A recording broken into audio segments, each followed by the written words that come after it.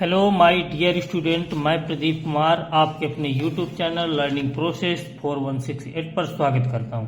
चलिए बच्चों की, जैसे कि हम एक मॉडल पेपर करवा रहे थे जिसको जो है पूरी तरह से कंप्लीट कर चुके हैं। अब आज से जो है हम सेकंड मॉडल पेपर स्टार्ट कर रहे हैं। अगर प्लीज वो मॉडल पेपर किसी बच्चे ने नहीं देखा है तो पहले इस मॉडल पेपर को अवश्य देखें, क्योंकि वो मॉडल पेपर बहुत ही इंपॉर्टेंट मॉडल पेपर है। और उसी तरह से जो है सेकंड मॉडल पेपर भी बहुत ही इंपॉर्टेंट मॉडल पेपर है। इसको जो है हम करने जा रहे हैं। अगर हमारे चैनल को सब्सक्राइब नहीं किए हैं किसी भी बच्चे ने तो अभी जो है तुरंत सब्सक्राइब और लाइक कर लें, ताकि आपके पास सबसे पहले नोटिफिकेशन पहुंच सके। हम स्टार्ट करते हैं बिना समय गंवाए, जो है हम स्टार्ट करते हैं। और आप लोग जो है इन सब चीजों को सही से अगर कर लेंगे तो तुम्हारा जो है 100 में 100% जो है रिजल्ट बेहतर से बेहतर होगा। ठीक है ना। हम जो है ऐसे कंटेंट्स लाएंगे जिससे जो है आपका रिजल्ट बहुत ही शानदार बन सकेगा। इसके लिए आप लोगों को जो है सहयोग बनाए रखना है। सहयोग का मतलब यही है कि आप लोग जो है निश्चित तौर से हमारी क्लास लें और जो भी डाउट है उन डाउट्स को हमसे क्लियर करें। तो पहला क्वेश्चन हम देखते हैं। बहुविकल्पी में सभी OMR शीट में भरने वाले क्वेश्चन हैं। हमको जो है पहले हल कर लेना है, जो भी इसका आएगा उसमें फिर भर देना। जैसे पहला क्वेश्चन कह रहा है लासा कितना दिया गया है 12 और 21 का 84, मतलब दो संख्या है 12 21, उसका लासा दिया है 84। अब मासा हमें ज्ञात करना। तो हम सिंपल से बताए थे कि सूत्र क्या होता है जब दो संख्याओं का लासा दिया हो और मासा पूछ ले, या फिर इनमें से कुछ भी पूछ लेता है, उसके लिए सूत्र होता है। जैसे यहाँ पे पूछा है मासा, ठीक है ना। तो पहला है सीधे से मासा बराबर क्या हो जाएगा, मासा बराबर पहली संख्या गुणे दूसरी संख्या अब बटे कितना लासा, ठीक है ना। तो बस यहाँ पे हम वैल्यू रख देंगे। मासा किसका बताना है, तो अगर लिखना चाहे तो मासा किसका किसका है, पहली संख्या 12 और 21 का। तो पहली संख्या कितनी है 12 गुणे 21 बटे कितना लासा, लासा कितना हमें क्वेश्चन में दिया गया है, साफ साफ दिख रहा है। लासा कितना दिया है 84, तो लासा की जगह पे हम जो है 84 रख देंगे, 84। अब काट देंगे 21 एकम 21 21 चौको 84, 4 3 12, 4 एकम 4, तो कितना आ गया हमारा 3। यही हमारा आंसर हो गया। तो 3 हमारा किस ऑप्शन में दिया गया है, ऑप्शन नंबर ए में दिया गया है। यही हमारा करेक्ट आंसर है। अगला देखते हैं। एक बक्से में 6 नीले 4 सफेद और 8 लाल कंचे हैं। यदि इस बक्से में से एक कंचे यादृच्छिक निकाला जाता है तो इसके नीले रंग के होने की प्रायिकता होगी। हमें नीले रंग होने की तो हमें इसके नीले रंग होने की प्रायिकता होगी, ये चीज हमें बताना। तो सबसे पहले क्या करना होता है, कुल परिणाम निकाल लिए जाते हैं कि कुल परिणाम कितने। जैसे 6 नीले 4 सफेद और लाल कितने हैं, 8 लाल कंचे हैं। तो कुल परिणाम कितने हैं सबको जोड़ लेंगे। इस समय हम ज्यादा वेस्ट नहीं करेंगे। अगर कोई डाउट रहता है तो हमसे जो है कमेंट्स बॉक्स में पूछेंगे, हम उस डाउट को बिल्कुल क्लियर करेंगे और बेसिक से समझा भी देंगे। तो अभी हम बिल्कुल समय भी ज्यादा नहीं देंगे। तो दिया गया है, पहले सबसे पहले लिख लेंगे कुल परिणाम। तो कुल परिणाम को क्या लिखते हैं, S बराबर, जैसे यहाँ पे S बराबर पहले लिखते हैं। S कितना है 6 प्लस 4 प्लस कितने हैं 8, इतने जो है कंचे हैं टोटल, ठीक है। तो NS कितना हो गया, इन दो सबको जोड़ लो, 6 4 10 8 18 कंचे। तो हमें क्या बताना है, फिलहाल हमें प्रायिकता बताना है PE का मान। हमें प्रायिकता PE का मान हमें बताना, लेकिन हमें यहाँ घटना क्या दी, किसकी प्रायिकता बताना है।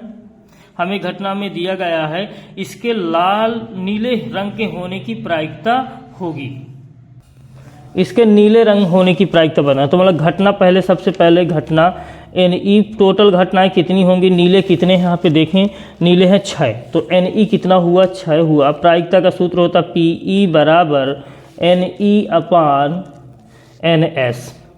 इस सूत्र में से रख देंगे, सिंपली हमारा जो है आंसर आ जाएगा। NE का मान कितना है 6 है, तो NE की जगह पे 6। अब बटे NS कितना है 18, तो 18। अब काट देंगे तो 6 का 6 छत्रिक 18, हमारा मान कितना आ जाएगा 1/3। यही हमारा क्या हो जाएगा आंसर हो जाएगा। तो 1/3 किस ऑप्शन में दिया हुआ, सी ऑप्शन में दिया गया है, जो कि हमारा करेक्ट आंसर। अगला देखते हैं। किसी बारंबारता बंटन के बहुलक तथा माध्यक क्रमशः दिए गए। बहुलक और माध्यक क्रमशः, तो हमें माध्य बता। तो सबसे पहले इस क्वेश्चन को समझने से पहले एक जो है रिलेशन होता है बहुलक माध्य और माध्यक में संबंध होता है, उस चीज को हम देख लेते हैं। चलिए बच्चों, तो बहुलक बराबर क्या होता है, इसको अच्छी तरह से याद कर लेना। बहुलक बराबर होता है 3 माध्यक 3 माध्यक माइनस 2 माध्य। ये हमारा एक रिलेशन होता है बहुलक, माध्यक और माध्य में, ठीक है ना। तो इस क्वेश्चन में बहुलक बराबर 3 माध्यक माइनस 2 माध्य, ये सभी जगह जो है ये क्वेश्चन लगभग पूछ लिया जाता है, इसलिए जो है बहुलक बराबर 3 माध्यक माइनस 2 माध्य को अच्छी तरह से याद कर लेना। अब जो भी वैल्यू दी है उनको रख दो। बहुलक और माध्यक क्रमशः दिया गया है। बहुलक कितना है 42, ये देख पा रहे होंगे बहुलक कितना है 42, तो बहुलक के नीचे रख दो 42 इक्वल टू माध्यक दिया है, माध्यक कितना दिया है 38.1, तो 3 लिखा है फार्मूले में 3 इंटू माध्यक, माध्यक दिया 38.1, हमें माध्यक और माध्य बताना तो 2 माध्य उसी तरह से लिखा रहने देंगे। अब इसी को सिंप्लीफाई कर लेंगे 42 इक्वल टू 3 का गुणा कर 3 एकन्नम 3 3 अठे 24 3 त्रिकाई 9 9 2 11 इक्वल माइनस कितना है -2 माध्य, -2। इसको जो है इधर पक्षांतर कर लो तो 42 माइनस 114.3 बराबर कितना -2 माध्य। अब इस चीज़ को माइनस कर दें तो दशमलव वाला माइनस में या जोड़ने में भी बच्चे गलत करते हैं, तो सबसे पहले हमें क्या लिखना, जो भी बड़ी संख्या दी है उसको ऊपर रख दो, चिन्ह से अभी मतलब नहीं है। ये हमने 114.3 ऊपर रख दी। फिर 42 दिया है तो इकाई कितना है 2, यहाँ इकाई कितना है 4, तो इकाई को इकाई के नीचे रखना होता है 4 ये, और ये 10वां भाग होता है, दशमलव के नीचे कुछ नहीं, यहाँ पे लगा दो दशमलव और 0 बना 3 आ जाएगा, 4 में से 2 घटाओगे कितना आ जाएगा 2, फिर यहाँ पे 1 तो यहाँ 11 में 4 के 7 4 11, तो कितना आ जाएगा 72 दशमलव, वो भी कहेगा जिस चिन्ह की संख्या बड़ी होती है वही चिन्ह हम लगा देते हैं, 72.3 बराबर -2 माध्य। माइनस से माइनस कैंसिल, तो गुणे की संख्या कहाँ आती है हमारी बटे में, तो 72.3 बटे में आ जाएगा हमारा 2 इक्वल टू कितना माध्य। अब इसी को डिवाइड कर दें तो 2 एकन्नम 2 2 3 6 2 छंग 12 एक बचा है ना, 2 छंग 12 2 एकन्नम 2 एक बचेगा, दशमलव लगा ही 0 2 5 10, मतलब 36.15 बराबर कितना माध्य। यही हमारा जो है माध्य हो जाएगा। देखते हैं ऑप्शन में किस में दिया है, 36.15 हमारा ऑप्शन नंबर बी में दिया है, जो कि हमारा बिल्कुल करेक्ट है। फिर अगला क्वेश्चन देखते हैं, ये हमें दिया हुआ एक वर्ग अंतराल और बारंबारता संबंधित क्वेश्चन है। कर बहुलक वर्ग होगा, बहुलक वर्ग यहाँ पे देख, मात्र हमें बहुलक वर्ग बताना, इस चीज़ को हम देख करके ही बता देंगे। जिसकी भी बारंबारता सबसे अधिक होगी वही बहुलक वर्ग होगा। किसकी बारंबारता सबसे अधिक है, यहाँ 7 11 15 18 की बात, तो यही हमारा बहुलक वर्ग होगा। तो कह रहा बहुलक वर्ग कौन होगा, 15 से 20, देखो 15 से 20 किस ऑप्शन में दिया है डी नंबर में, तो यही करेक्ट आंसर हो जाएगा। फिर यहाँ पे आ जाते हैं 52 पत्तों की अच्छी तरह से फेंटी गई एक गड्डी में से NS कितना, हमारा टोटल जो है NS होता है ना। कौन सा नंबर क्वेश्चन है, 5वां। NS कितना दिया गया है, NS हमारा दिया है 52। कह रहा 52 पत्तों की अच्छी तरह से फेंटी गई एक गड्डी में से एक पत्ता निकाला जाता है, एक तस्वीर वाले पत्ते प्राप्त करने की प्रायिकता। अब तस्वीर वाले पत्ते बच्चों कितने होते हैं, 52 पत्तों में से तस्वीर वाले पत्ते जिसमें से फोटो बनी होती है, 4 तो हमारे बेगम हो जाते हैं, 4 गुलाम हो जाते हैं और 4 बादशाह हो जाते हैं। 4 4 8 4 12, तो कितने होते हैं 12 पत्ते होते हैं। तो मतलब घटनाएं कितनी बनी हमारी, NE बराबर कितनी है 12। 12 में से कोई भी पत्ता आ सकता है, तो इसकी हमें प्रायिकता बताना है, तो PE बराबर होता है NE अपान NS। ठीक, अभी हम जो एक क्वेश्चन दूसरे नंबर में आया था उसे यही किए थे। तो प्रायिकता का सूत्र ये होता है, रख दो NE की जगह NE का मान 12 बटे कितना 52। अब कट रहा तो काट दो, 4 से कट जाएगा, 4 3 12 4 एकन्नम 4 एक बचेगा, 4 3 12, तो 3 बटे 13 हमारा यही बिल्कुल करेक्ट आंसर हो जाएगा। 3 बटे 13 किस ऑप्शन में दिया गया है, सी ऑप्शन में, तो सी ऑप्शन हमारा बिल्कुल करेक्ट आंसर हो जाएगा। 6वां देखते हैं, यदि एक परिमेय संख्या और एक अपरिमेय संख्या का अंतर होता, हम बताए थे बेटा कोई भी अपरिमेय संख्या में चाहे कोई संख्या जोड़ो या घटाओ या गुणा करो या भाग दो, ठीक है ना, अगर मतलब जोड़ रहे हैं घटा रहे हैं या गुणा करा रहे हैं, ठीक है ना, अपरिमेय गुणा को नहीं लेंगे। अपरिमेय संख्याओं में अगर कोई संख्या को जोड़ रहे हो या घटा रहे हो तो हमेशा क्या प्राप्त होगा, हमारा अपरिमेय संख्या ही। तो कह रहे एक परिमेय संख्या और एक अपरिमेय संख्या का अंतर क्या होता है, सदैव अपरिमेय संख्या ही होता है। ठीक, अगला निम्नलिखित में से कौन सी संख्या एक परमेय संख्या है। अब इसमें से हमें बताना है कौन सी परमेय संख्या है। तो देखो √3/5 ये अपरमेय संख्या ही है, क्योंकि यहाँ से अंडर रूट किसी भी हालत में नहीं हट सकता। यहाँ 7 दूनी 14 ये भी रूट लगा रहेगा। अगर रूट के बाहर संख्या नहीं आती तो अपरमेय होती है। इसको देख लें। अब यहाँ पे हम इस चीज़ को देख लेते हैं, a + b a - b, यही हमारा करेक्ट आंसर होगा। कैसे हो गया बता रहे हैं, a + b, चूँकि ये हमारा क्या लिखा हुआ, सी ऑप्शन को देखेंगे। यहाँ सी ऑप्शन हम कर रहे हैं छठवां नहीं सातवां, सातवें का सी ऑप्शन को देखते हैं। सी ऑप्शन दिया √5 + √7 और फिर ब्रैकेट में दिया √5 - √7। देख लें एक बार, यही है ना। हाँ ठीक। अब यहाँ पे ये सूत्र बन गए, a + b a - b का फार्मूला लगा दीजिए। a + b a - b तो क्या होता है, a² - b², तो इसका square minus b², a² - b²। तो इसका वर्ग कितना आएगा 5, इसका वर्ग कितना आएगा 7, बराबर कितना आ जाएगा -2। यही हमारा आंसर। कभी भी जब समान करड़ी के अंदर समान संख्या रहती है और उसका अगर गुणा कराना होता है तो उसका मान कितना आ जाता है, 2 बार अगर गुणा कराते हैं तो करड़ी चिन्ह हट जाता है, मात्र वही संख्या हमारी प्राप्त हो जाती है। तो कभी भी अगर करड़ी के अंदर संख्या समान दी है, उसका 2 बार गुणा कराना है तो वही संख्या हमारी आ जाती है और करड़ी चिन्ह क्या हो जाता है, हट जाता है। तो वही किए हैं, 2 बार गुणा, तो ये -2 आ गया, मतलब इसका मतलब हमारी यही परमेय संख्या होगी। तो ऑप्शन नंबर सी हमारा करेक्ट आंसर हो जाएगा। अब यहाँ पे दिए हैं बिंदु a, b और b, -a के बीच की दूरी। दूरी का सूत्र भैया डायरेक्ट मात्र सूत्र का काम है। सूत्र क्या होता है दूरी का, 8वें क्वेश्चन में देखेंगे सूत्र। सबसे पहले मैं दूरी का सूत्र लिखता हूँ। निर्देशांक ज्यामिति में दूरी का सूत्र क्या है, x2 - x1 का whole of square, plus y2 - y1 का होल ऑफ स्क्वायर, काहे में रूट में। तो अब वैल्यू रख दीजिए। जैसे यहाँ पे क्वेश्चन में देख पा रहे होंगे, ये x1 है, ये y1 है, ये x2 है, ये y2 है। तो यहाँ पे हम देख पा रहे हैं कि हमारे ऑप्शन क्या दी, इसमें दिए हैं बिंदु क्या दिए, a, b और b, -a के बीच की दूरी। तो ये है हमारा x1, ये y1, ये x2, ये y2। तो बस हमें इस फार्मूले में हमें रख देना है, x1 कितना है a, x2 कितना है b, तो b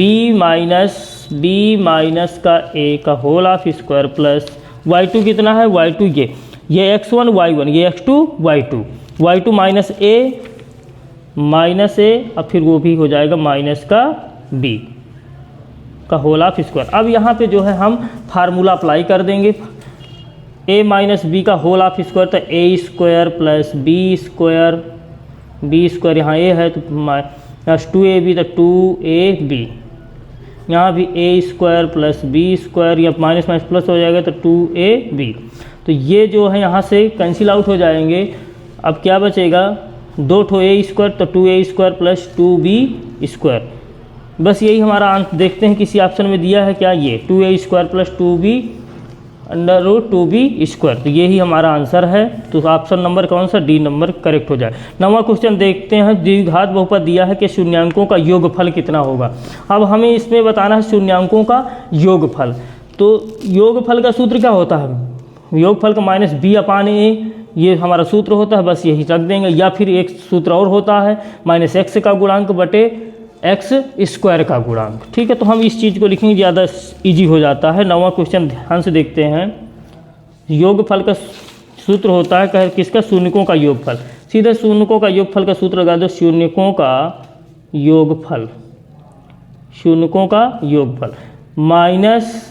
-x का गुणांक, -x का गुणांक बटे x² का गुणांक। अगर हमारा गुणनफल से आएगा तो यहाँ पे हो जाता है क्या, आचार पद बटे x² का गुणांक। बटे का जो है दोनों का सेम रहता है। शून्यकों का योगफल का सूत्र -x का गुणांक बटे कितना, x² का गुणांक। तो देख लेते हैं, यहाँ पे सवाल में देखें -x का गुणांक कितना दिया है, -4।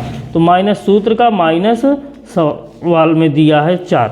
ठीक है ना, x का गुणांक कितना, -4 बटे x² का गुणांक देखो कितना 4 है, तो यहाँ ये भी 4। तो माइनस कितना हो गया, प्लस का 4, अब बटे कितना 4, 4 से 4 कैंसिल, कितना आ गया 1। हमारा जिस भी ऑप्शन में होगा वही करेक्ट होगा, 1 किस में, ए ऑप्शन में। एक और देख लेते हैं, रैखिक समीकरण के युग्म। हम एक क्वेश्चन और करवा दे रहे हैं, 10 क्वेश्चन करेंगे, 10 ऑब्जेक्टिव जो है हम अगले जो है पार्ट में करेंगे, ठीक है। इन जो है जितने भी हमने पहला मॉडल पेपर कराया उस चीज़ को जो है 2-3 बार रिवाइज कर लेना, पहला मॉडल पेपर 2-3 बार लगा लेना है। इसके जो है 10 ऑब्जेक्टिव भी करवाएं, इनको भी फिर लगाना है। ये आप लोग जो है घर में मेहनत करेंगे तभी संभव हो पाएगा हर चीज़। दिया है रैखिक समीकरण के युग्म, क्या दिए गए हैं, x minus y equal to 8, फिर इसके बाद क्या दिया हुआ है 3x minus 3y, 3x minus 3y equal to कितना दिया गया है 16 के हलों की संख्या होगी। हम इस जब चैप्टर वाइज इंपॉर्टेंट क्वेश्चन करवा रहे थे, 3 चैप्टर तक हम इंपॉर्टेंट क्वेश्चन भी करवाए हैं, आज से जो है हम उस सीरीज को भी आगे बढ़ाएंगे।